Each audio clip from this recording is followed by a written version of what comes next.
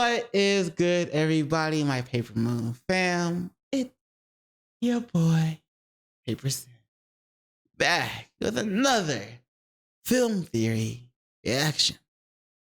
This video came out a while. I've been meaning to react to it.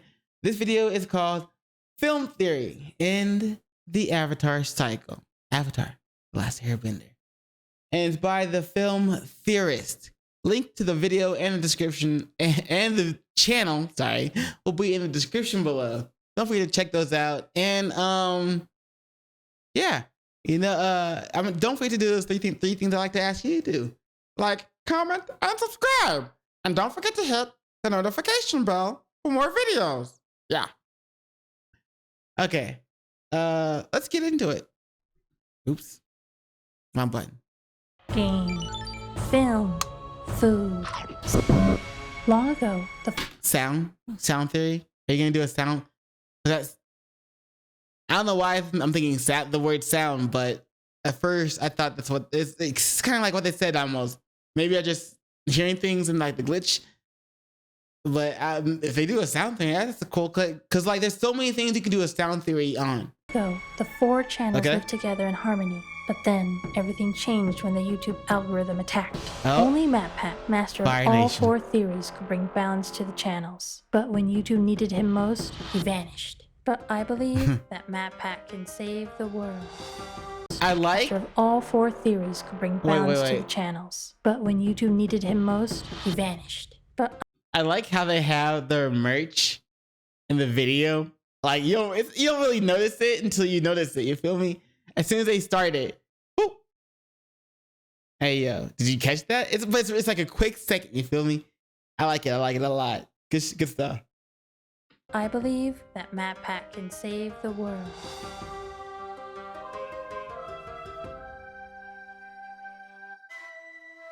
Hello Internet, welcome to Film Theory, the show that's here to reveal your secret power, subscription bending. Try it out, click the button below the video to transform it. Now, I don't often... You fool, MatPat. I've already subscribed. Let's go. Call a lot of things perfect. Almost anything can be improved upon in one way or another, but up there with Chrono Trigger, The Lord of the Rings, and the sweet delicious burn of Diet Coke is Avatar: The Last Airbender. Yep. If ever there was a perfect animated series... The argument continues. Is this show anime or is it a cartoon? I don't know, bro. Let me know in the comments below what you think. It might just be Avatar. In case you need a bit of a refresher, in the world of Avatar, people live in one of four nations, each built around one of the four traditional elements. You have the water tribes at the North and South Poles, the vast Earth Kingdom that covers most of the world's landmass, the industrious and aggressive Fire Nation, and the elusive, flighty air nomad monks. Some people are born with the ability to bend one of these four elements, but only one person can master all four of them. That one person is known as the Avatar, and is tasked with keeping the world in balance. As the very first Avatar, Juan explains, "This is my mission, to use Rava's light spirit to guide the world toward peace." Each Avatar is born into a cycle, water to earth to fire to air, so that when the previous Avatar dies, a new one is born in the next nation. And over the course of the various seasons, we watch. What happens if you kill every member of the next nation? Like every water tribe member, if you just like annihilate them all. As well as the earth and air tribe. And it just be the fire tribe. With somebody possessing the Avatar, being the Avatar, not just be strong and able to use all elements, but also be extremely strong in a certain element. So if they have children, that certain element that they're strong in would be what the kid is strong in, what the kid's main actual element that they control control B, whatever. And it would also, that kid would replace the other, earth, air, and water nations that were completely destroyed by the Avatar's rival in the Fire Nation. So all the other elements would be restarted by the Avatar's children if he has enough of them. And if he doesn't have enough of them, then the next Avatar's children will have enough of them. Watch as this exact cycle plays out. Avatar Kyoshi from the Earth Kingdom gives way to Roku from the Fire Nation, who then dies and opens the door to Aang from the Air Nomads, and finally Avatar Korra from the Water Tribe. It's a great setup that allows for stories and characters outside of the... I've watched a bit of Korra, but like some of it is like really cringe. The original series to be explored, expanding the world even further. I mean, that's basically what happened with the sequel series, The Legend of Korra, and it appears to be Nickelodeon's strategy with the franchise moving forward. There have been multiple novels and comic books dedicated to other avatars and support. Yo, the new Air Avatar obviously looks a lot like Aang. So his DNA continues throughout the 4 elements. Next, after Wind would have been either water or fire. I don't remember the order. And one after the other, and then air before Wind, before Earth, before Earth. Did I Wind last time? But yeah. So his DNA, his looks, his ancestral, you know what I'm saying, girth, whatever, has been passed down from until an entire full cycle, like until they reach back to Avatar, Air Avatar. Supporting characters. They've even established an entire production studio devoted to more Avatar content. Rumor has it that a bunch of this new stuff is going to focus on different avatars too. Sure, you'll have the OGs, he looks like Aang Korra, too, as well as the fan favorite Kyoshi, but also the next Avatar that we haven't even met yet. There's even a live-action Netflix series on the way. Here's hoping it goes better than the last one. It was bending tiny stones at us from behind a tree. It really hurt. Anyway, in my excitement for new Avatar content, I decided to go rewatch the series and catch up on a bunch of the spin-off stories that they've released over the years. And you know what? I didn't know they were making another Netflix adaptation, but everybody knows how Netflix adaptations go. That's why Matt Pat showed a little hint of it. But yeah, that's probably gonna be a disappointment, and that's unfortunate to see. You know what I'm saying? The only fortunate part is that it's not. That I can't say that it's one of my favorite anime, because I have like a top 3, and this show, cartoon, whatever, is arguably between a cartoon and an anime. A lot of people don't know. But yeah, the only thing I can say is that I literally can't say it's my favorite anime, and so that's the only good part of Netflix fucking up something I love again. Theorists, the more and more I look, the more and more I realize that having an avatar sucks. This world is so much worse because of the avatar cycle. When you really break down what each avatar does during their life and how it compares to what each avatar is supposed to be doing, you'll realize that each and every one of them has largely failed. Enough so that you kinda gotta ask, is it even worth having an avatar at all? Hop aboard your flying bison and pour out some cactus juice, loyal theorists. I'm about to bend your ear over this broken ancient tradition. Let's start by setting our ground rules, shall we? Remember, the whole thing about the Avatar is that their main goal is to keep the world in balance, both physically and spiritually. What exactly that means could be up for debate, but the way I see it, an Avatar's duties largely break down into 4 main tasks. 1, helping keep international peace between the 4 nations. 2, helping keep... I wouldn't mind knowing what Matt Pet's either religion or spirituality is on. Like, what's his belief? I wouldn't mind knowing. I'm just saying. All right, keep international peace between 4 nations and keep international peace internal peace within each of those nations. 3, protecting innocent people and bringing justice to the unjust. And 4, bridging the gap between the human world and the spirit world. So let's just start at the beginning of our list. One of the main parts of an Avatar's duty is to help keep international peace between the 4 nations. And admittedly, some of them are good at it. For instance, we see that Aang has helped to set up an international government to help the 4 nations stay at peace with each other. But literally from the opening seconds of the show, we know that at least one avatar had a major oopsie in this field. The 4 nations lived together in harmony.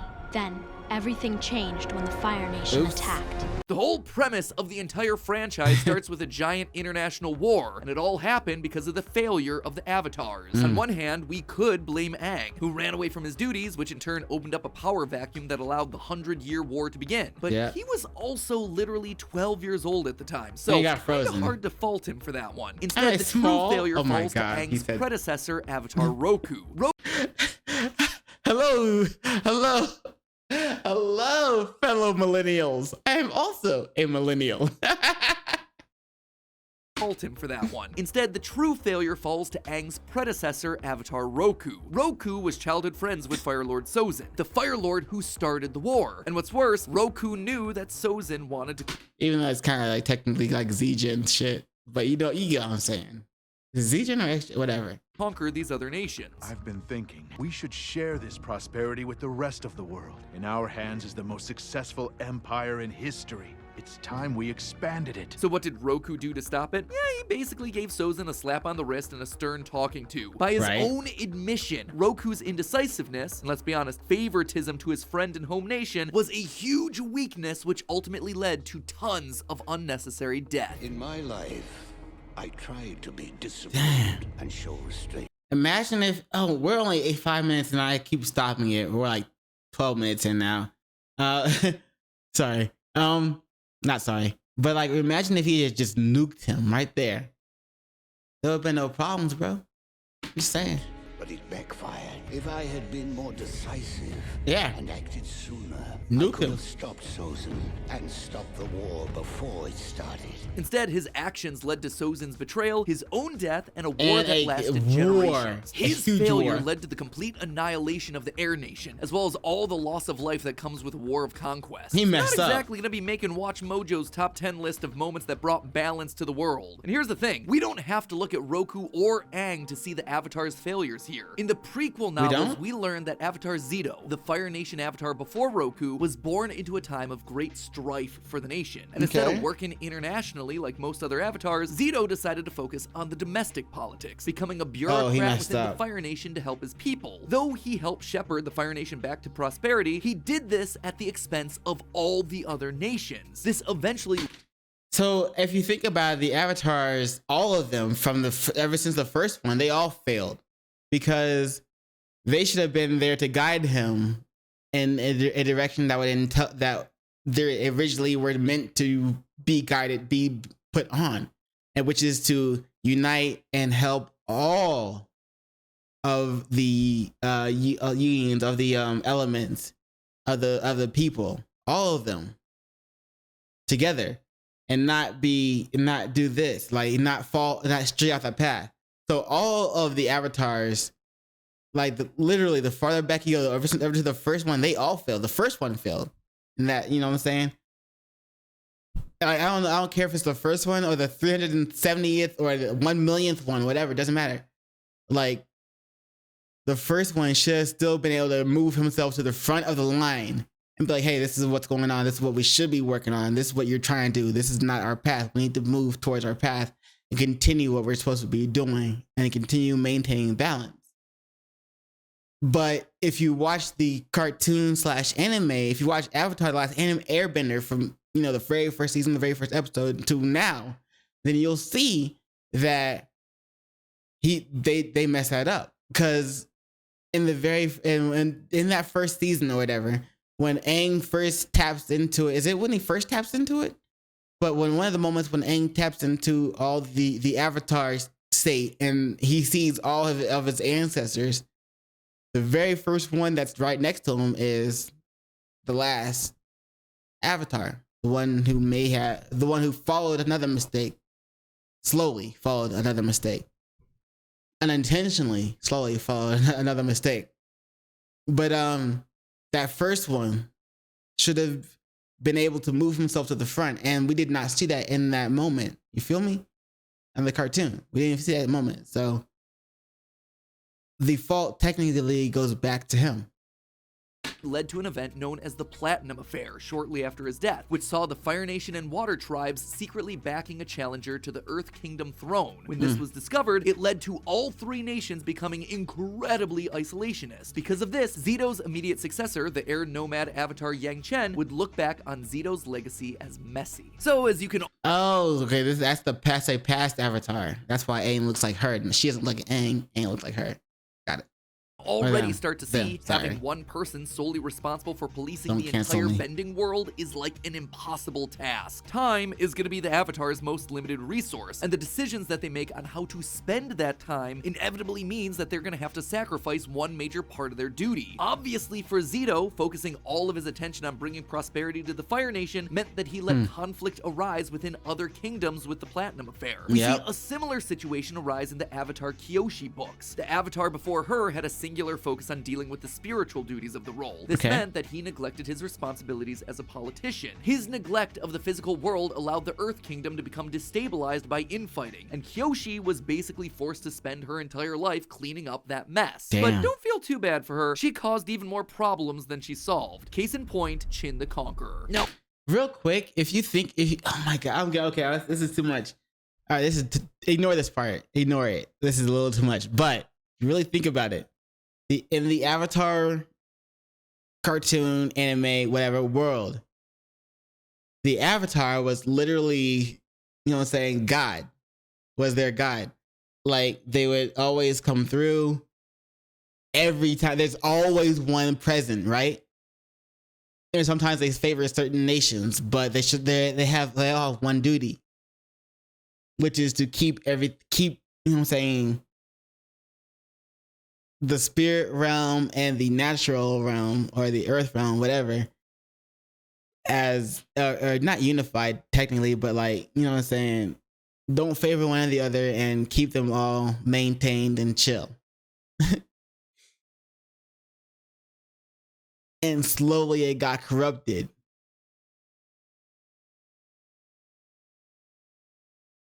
Which is kind of like, you know what I'm saying, spiritually. I'll probably cut this part out. But think about it. It's like,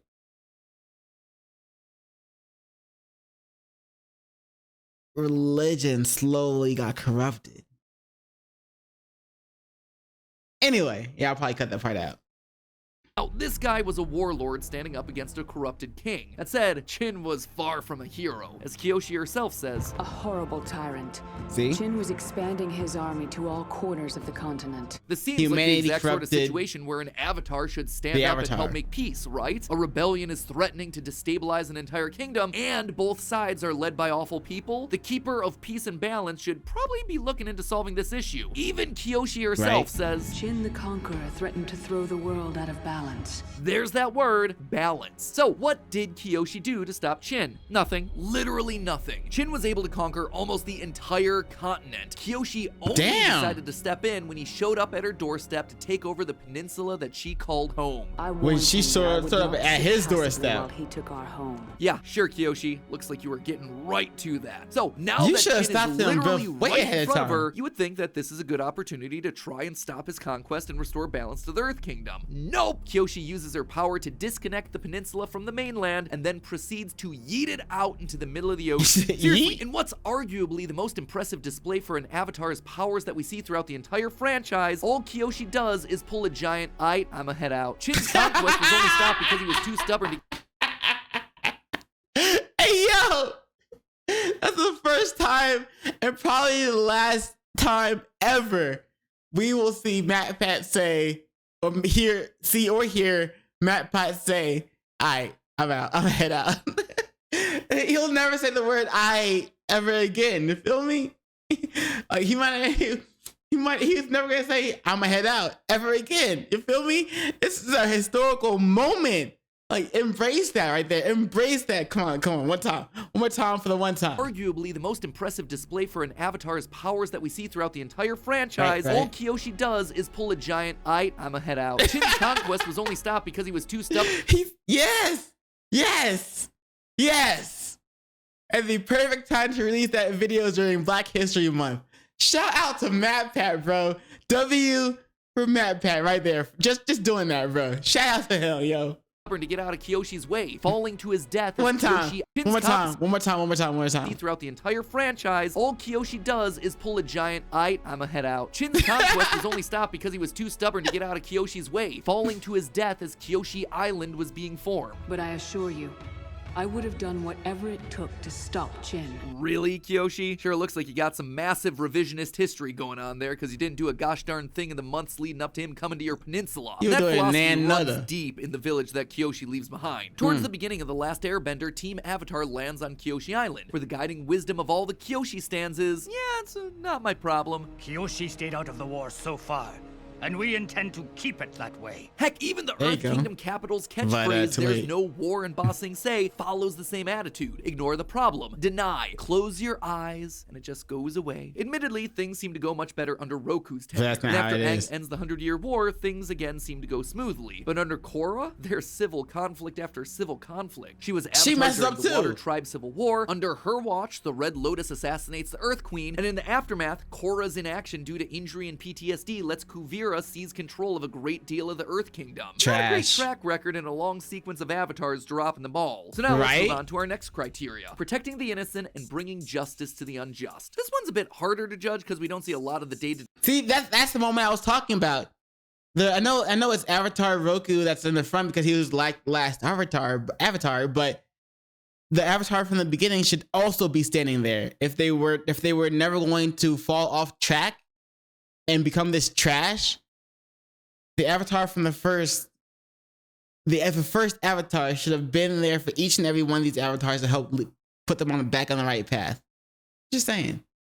Day lives of each avatar. And well, yeah, we do see some heroic moments like Aang fighting a cone and Korra chasing down Bender criminals in the streets of Republic City. There's a rotten core here that starts to peek through the deeper we get into the franchise. Most of the Legend of Korra's plot revolves around the idea of justice and what it takes to defend everyone. Korra's first major adversary, Amon, is the leader of a group called the Equalists, who are all about leveling the playing field between benders and non-benders by taking away the ability to bend. Sound insane? It is, but the movement is shown to resonate with a lot of Republic City's citizens. Life in the world of Avatar can be incredibly hard for non-benders. My cabbages! Harmonious society that Aang created. If you're a bender, you have easy access to jobs. Power plants use firebenders to operate, trains are powered by earthbenders, and policemen are almost exclusively metal benders. Benders also have a much easier time committing acts of violence, as we're frequently shown groups of violent benders like the Triple Threat Triad, the Red Lotus, heck, even the Republic City Police, who treat the use of force like it's second nature. Non-benders are overlooked, they're ignored, they're frequently threatened. In one particular scene, Republic City's metal-bending police force hurt a group of non-benders like cattle, using force to break up a non-violent protest. These people are targeted because the police force has turned off the power to their homes, and they're peacefully resisting being profiled as members of Amon's uprising just because they aren't benders. A woman in the crowd makes a desperate plea for Korra's help, saying, "Please help us, you're our avatar too." And Korra does help, kinda. Unfortunately for the common people, Korra considers the issue resolved after she outs Amon as a bender and a fraud, effectively derailing a movement that began and grew thanks to a genuine concern from a huge portion of Republic City's non-bending population. So that one doesn't look all that great for Korra. But when you think about it, this is Aang's city. He created the system that Korra inherited. In fact, this goes well beyond just Korra and Aang. The imbalance between benders and non-benders is a failure of every avatar before them who popped up or exploited the same system, which brings us back. I've been saying, who honestly might have been the worst of the bunch. See, Kyoshi had herself a rough childhood. She was an orphan working as a servant until it was discovered that she was the Avatar. She later joined a criminal gang that was founded by her parents. And it's not like they suddenly stopped doing crimes after the Avatar joined. Nope, they decided to involve Kyoshi in the crimes. And that's not all. Kyoshi's youthful anger heavily informed her way of thinking. Even after learning that she was the Avatar, her thoughts were more centered on revenge than duty. The Rise of Kyoshi states that, quote, her hunger to learn all four elements had nothing to do with becoming a fully realized avatar. Fire, air, and water were simply more weapons she could bring to bear on a single target. Yo, I gotta give a quick shout out to Matt Pat again, because like he actually read all these books and watched like all this like content, like of Avatar content. But like, yo, like you gotta give a shout out to Matt Pat for doing that, because like I ain't trying to do that, to be honest. I might watch the shows, but I ain't trying to read all the books. You feel me? Like, shout out to him though. End quote. And much later in her life, she was so unbothered by taking a life that she didn't see a difference between accidents and intentional killings. You didn't really kill Shin. Technically, he fell to his own doom because he was too stubborn to get out of the way. Personally, I don't really see the difference. As for protecting the innocent, here again we have some problems. In Shadow of Kyoshi, Kyoshi threatens to crush a mother and her adult son to death with a boulder while trying to squeeze a false confession out of them for something they didn't do. But her single worst decision is revealed in the canonical Flash game Escape from the Spirit World. It's here that Kyoshi confesses to Aang her biggest failure. See, one of the Earth Kings during Kyoshi's life was incredibly unpopular. His leadership was seen as ineffective and corrupt, and it eventually led to a peasant uprising against him. During the riots, the king ordered Kyoshi to put the uprising down, and to her credit, she refused. Instead, she encouraged the king to listen to the grievances of the people and find compromise. Seems pretty good so far, right? But here's the thing. Kyoshi admits that she didn't like the people standing up against the kingdom. In fact, throughout the whole story, Kyoshi seems less concerned about the human rights abuses committed by the king and more concerned that the peasants are destroying historical artifacts and upsetting the stability of the monarchy. So, in exchange for the king listening to his people and ending the riots, Kyoshi agrees to train an elite group of earthbenders for him. They would be, quote, silent, precise, and feared by all. It was a force that would eventually be known as the Dai Li. Yep, you remember those creepy secret police from the animated series? The ones with the rock gloves whose loyalty could be bought and sold and who sided with Azula and the Fire Nation during the invasion of Ba Sing Se? They were Kyoshi's idea. She even admits that she regrets not foreseeing the long-term consequences of giving future Earth Kingdom monarchs access to an elite secret police force. But here's the thing, that move didn't make sense even in her time period. This king, the one that was ready to crush his own people, he shouldn't have had access to that secret police force either. Imagine what he would have had him do to the peasants if they were around to begin with. Then again, when you're as powerful as Kyoshi and you treat your powers like a big old hammer, I guess everything looks like a nail. So again, for a lot of the avatars, protecting the innocent and bringing justice to the unjust is just a bust. So that's 3 for 3 where a ton of avatars failed. But what about our fourth criteria here? I'm telling you, just go back to the first Avatar. His failure leads to everybody else's failure. So you know the Avatar was imperfect from the jump. You feel me?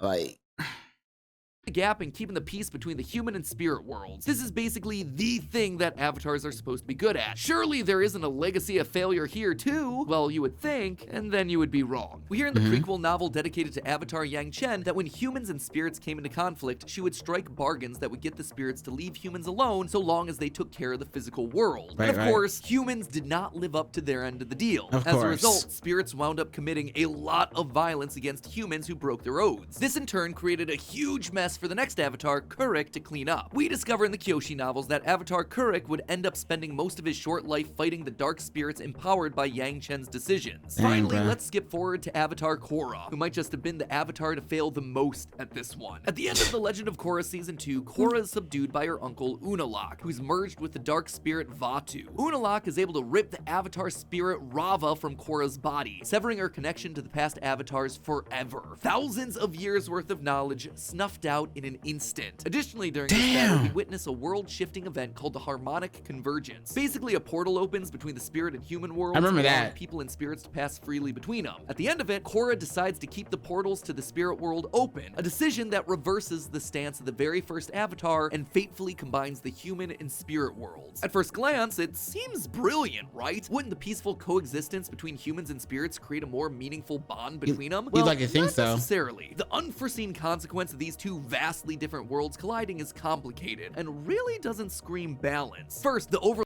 maybe why the spirit world is disconnected from this. Oh shit! Okay, I'll stop. Overlapping geographies of the world create huge territory issues. Houses in Republic City are overrun by vines, and entire city blocks are destabilized. Doesn't matter if you're a bender or a non-bender. Finding your living room destroyed and your building about to collapse is definitely on the list of top 5 worst breakfast time surprises. And second, Harmonic Convergence gives Zahir, one of the most dangerous warriors in the world, the power of airbending, which he promptly uses to start assassinating world leaders and throw the world out of balance. I'm gonna chalk that one up as a big oopsie there, Korra. When you stop and look at the totality of what we know about the Avatars, one thing becomes clear time and time again. This is a vicious cycle. Every single one of these Avatars dealt with difficult issues, but their solutions just wound up creating more problems for the immediate successor. Zito focused too much on his own country. Yang Chen has to deal with and break down isolationist policies. Yang Chen helps make peace between the 4 nations, but at the cost of angering the spirits. Well, Kuruk has to spend his life battling dark spirits and winds up neglecting the real world nations. Kuruk dies early in battle.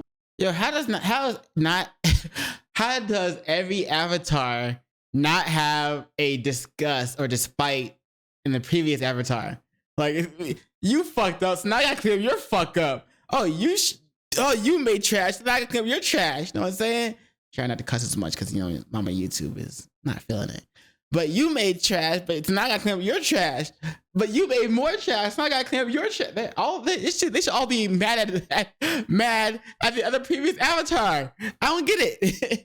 With spirits leaving an unstable political situation, Kyoshi creates a secret police to try and paper over the problems of her country. Roku shows favoritism to his home nation. Aang has to deal with a century-long war and the death of his entire people. All of them ignore non-benders. Korra has to deal with the fallout and the equalists. The Avatar cycle is a cycle of violence. It is a broken system. And honestly, that makes perfect sense. Ask yourself, why does the Avatar have to have a monopoly on balance in this world? The very concept of the Avatar is imbalanced. At the end of the day, the Avatars possess the power of a god, literally, a god of light, but they're still only humans. Aang was a 12-year-old kid faced with solving a 100-year-old war. Kyoshi was a poor orphan. Eventually, she's gonna defend her home so it wasn't ripped away again. Roku was friends with Sozin. Of course, he's gonna be slow to action and more lenient in his judgment. One person holding that much power, that much influence, it's a recipe for disaster. I feel like I've heard this somewhere before. With great power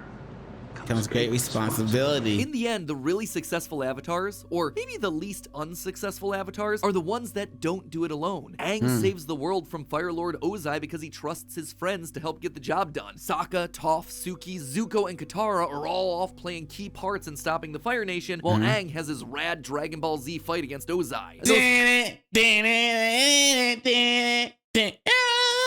Okay, I'll stop.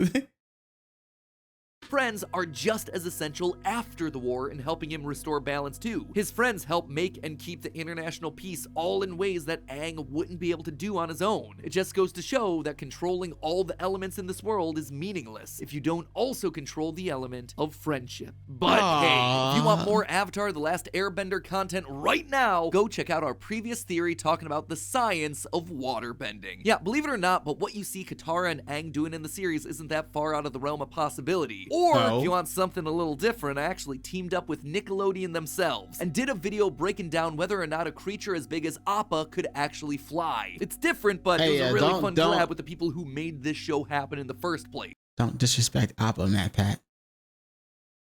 Don't do it, bro. Don't do it. Don't do it. As always, don't forget to subscribe. With all that new Avatar content, you know we're gonna have a ton more to cover here on the channel. But until then, my friends, remember, it's all just a theory. A film theory! And cut! Good stuff. Game. Oops. But yeah, you know what I'm saying? That was, you know, film theories video of end the Avatar cycle. End the war, end the destruction, bring peace. Avatar The Last Airbender. So link to the actual video, the original video, and the channel will be in the description below. I lost my words for there, second there. But yeah, don't forget to do those things I'd like to ask you to do. Like, comment, and subscribe. And don't forget to hit the notification bell for more videos. Yeah. And yeah, you know what it is after that? In case I don't see you. Good morning, good afternoon, good evening, and good night. Peace and much love to you.